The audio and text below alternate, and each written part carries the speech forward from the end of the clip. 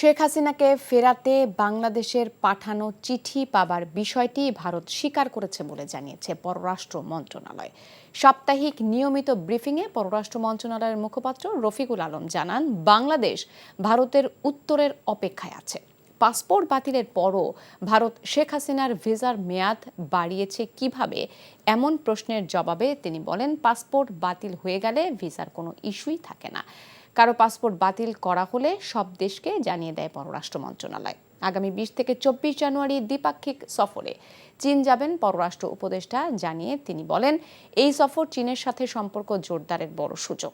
সেখানে বাণিজ্য, রোহিঙ্গা সংকট, কৃষি সহ বিভিন্ন বিষয়ে আলোচনা হবে।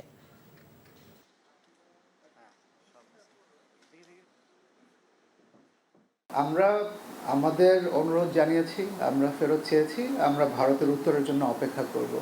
এর মাঝখানে কি হবে বা এটার কূটনৈতিক রীতিনীতি কি, এটা আপনাদের জন্য ওপেন ফর ইন্টারপ্রিটেশন।